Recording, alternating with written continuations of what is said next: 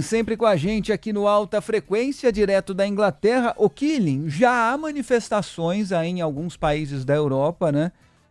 Cito a Alemanha, cito também a França, sobre a ideinha do Trump de anexar a Groenlândia ao território americano.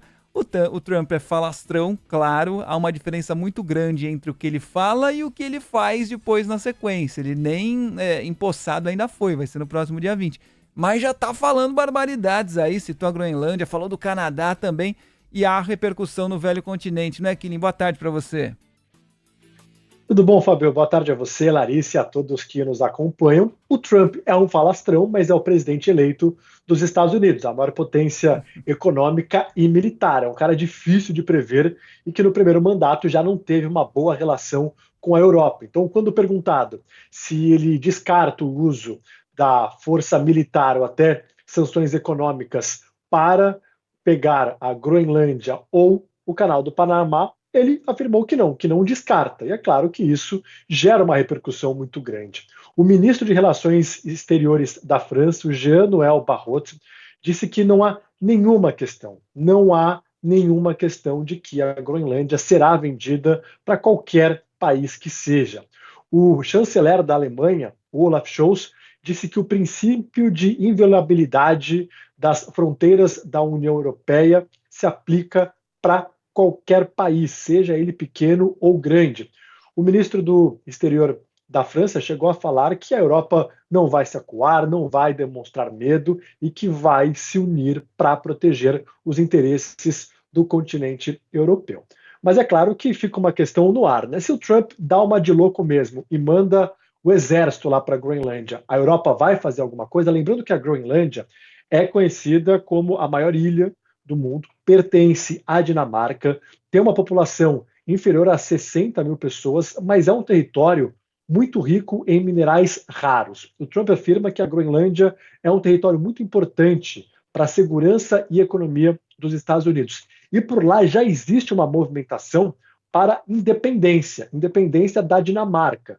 O premier da Groenlândia falou que nenhum morador quer ser colônia de qualquer país. Eles estão num caminho para conseguir uma independência, mas eles precisam de parceiros, eles precisam de dinheiro. A Dinamarca vem subsidiando, é uma nação que tem muita riqueza, mas não tem muita infraestrutura, não tem mão de obra. Disse que está aberto a conversar com outros países, mas essa história da Groenlândia ser vendida aos Estados Unidos não passa na cabeça dos moradores da ilha, não é algo que está sendo debatido por lá. Eles querem uma independência, estão dispostos a trabalhar com a Dinamarca ou com os Estados Unidos, e aqui na Europa está muito clara a posição dos principais líderes, né, os principais países, pelo menos do bloco europeu, a França e a Alemanha. Não vão permitir que tenha qualquer tipo de violação ao território de um país do bloco europeu.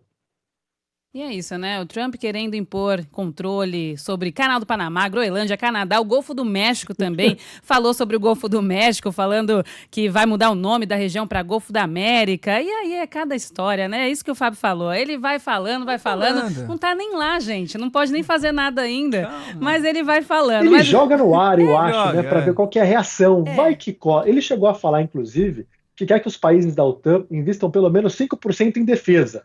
Mas nem os Estados Unidos investem 5% em defesa. Gente, é isso, né? Joga aí, assim, resolvam. Gente, eu jogo aqui, eu quero saber o que vocês vão falar. Para colher alguma coisa no futuro, não necessariamente isso que ele plantou, mas para colher algum fruto no futuro. Exatamente. Aproveitando, Killing, tem um surto de gripe no Reino Unido, né? Como é que tá a situação por aí?